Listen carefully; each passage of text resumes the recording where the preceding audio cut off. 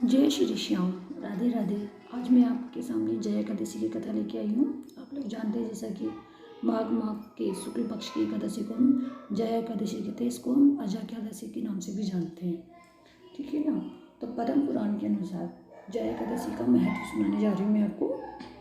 भगवान श्री कृष्ण ने युधिष्ठिर को जया एकादशी के महत्व के बारे में बताया था कि यह व्रत ब्रह्म हत्या जैसे पापों से भी मुक्ति दिला सकता है।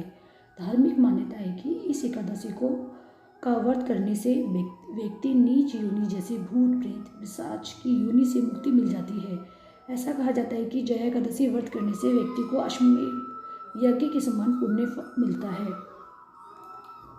तो हम लोग इसकी विधि आप लोग जानते ही हैं कैसे करना। सुबह उठ के हमें स्नान करना है, तो ठाकुर जी को पीले रंग के वस्त्र पहनाने हैं और हल्दी और घी को मिलाकर दीपक जलाना है ठाकुर जी के आगे। और उसके बाद हमें पीले रंग के पुष्प अर्पित करने हैं। और पूजा में हम केले को भी चढ़ा सकते हैं और किसी गरीबों को भी दान दे सकते हैं, ठीक है ना। और शाम के समय तुलसी जी के सामने दीपक प्रज्वलित करेंगे और श्री हरि जी के साथ साथ लक्ष्मी जी का भी पूजन करेंगे हम। तो जो इस कथा को सुनता है उसको कथा को सुनने से ही और उसको पढ़ने से सुनने से जहाँ सौभाग्य मिलता है वहीं धन भी मिलता है हम लोगों को। तो मैं आपके सामने अब कथा स्टार्ट करने जा रही हूँ। पद्म पुराण के अनुसार जया एकादशी की कथा। देवराज इंद्र स्वर्ग में राज करते थे और अन्य सब देवगण सुखपूर्वक स्वर्ग में रहते थे। एक समय इंद्र अपनी इच्छा अनुसार नंदन वन में अप्सराओं के साथ विहार कर रहे थे और गंधर्व गान कर रहे थे। उन गंधर्व में प्रसिद्ध पुष्पदंत तथा उसकी कन्या पुष्पवती और चित्रसेन तथा उसकी स्त्री मालिनी भी उपस्थित थे। साथ ही मालिनी का पुत्र पुष्पवान और उसका पुत्र मूल्यवान भी उपस्थित थे। पुष्पवती गंधर्व कन्या माल्यवान को देखकर उस पर मोहित हो गई और माल्यवान पर काम बाण चलाने लगी। उसने अपने रूप लावण्य और हाव भाव से माल्यवान का वश में कर लिया। हे राजन, वह पुष्पवती अत्यंत सुंदर थी। अब वे इंद्र को प्रसन्न करने के लिए गान करने लगी, परंतु परस्पर मोहित हो जाने के कारण उनका चित्त भ्रमित हो गया था। इनके ठीक प्रकार न गाने तथा स्वर ताल ठीक नहीं होने से इंद्र इनके प्रेम को समझ गया और उन्होंने इसमें अपना अपमान समझकर उनको शाप दे दिया। इंद्र ने कहा, हे मूर्खों, तुमने मेरी आज्ञा का उल्लंघन किया है, इसलिए तुम्हारा धिक्कार है। अब तुम दोनों स्त्री पुरुष के रूप में मृत्युलोक में जाकर पिशाच रूप धारण करो और अपने कर्म का फल भोगो।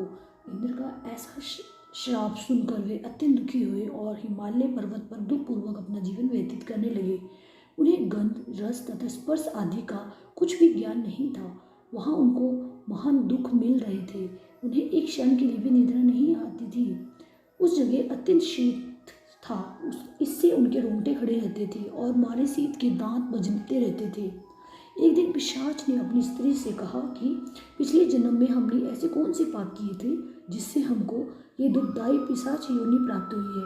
इस पिशाच योनि से तो नरक के दुख सहना ही उत्तम है, अतः हमें अब किसी प्रकार का पाप नहीं करना चाहिए। इस प्रकार विचार करते हुए वे अपने दिन व्यतीत कर रहे थे।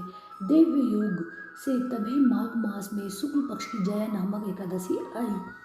उस दिन उन्होंने कुछ भी भोजन नहीं किया और न कोई पाप कर्म नहीं किया, केवल फल फूल खाकर ही दिन व्यतीत किया। और शाम काल के समय महान दुख से पीपल के वृक्ष के नीचे बैठ गए। उस समय सूर्य भगवान अस्त हो रहे थे। उस रात को अत्यंत ठंडी थी, इस कारण वे दोनों शीत के मारे अति दुखित होकर मृतक के समान आपस में चिपटे हुए पड़े रहे। उस रात्रि को उनको निद्रा भी नहीं आई। जया एकादशी के उपवास और रात्रि के जागरण से दूसरे दिन प्रभात होते ही उनकी पिशाच योनि छूट गई। अत्यंत सुंदर गंधर्व और अप्सरा की देह धारण कर सुंदर वस्त्रों आभूषणों से अलंकृत होकर उन्होंने स्वर्गलोक को प्रस्थान किया। उस समय आकाश में देवता उनकी स्तुति करते हुए पुष्प वर्षा करने लगी। स्वर्गलोक में जाकर इन दोनों ने देवराज इंद्र को प्रणाम किया। इंद्र इनको पहले रूप में देखकर अत्यंत आश्चर्यचकित हुआ और पूछने लगे कि तुमने अपनी पिशाच योनि किस तरह छुटकारा पाया, सो सब बतलाओ। माल्यवान बोले कि हे इंद्र, भगवान विष्णु की कृपा और जया एकादशी के व्रत के प्रभाव से ही हमारी पिशाच देह छूटी है।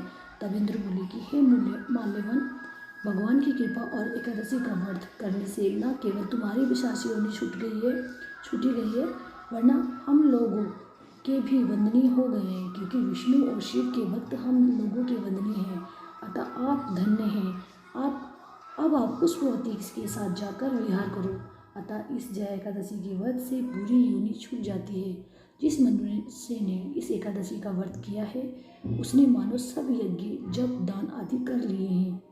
जया एकादशी व्रत करने वाले मनुष्य 1000 वर्ष तक स्वर्ग में वास करते हैं, कहते हैं।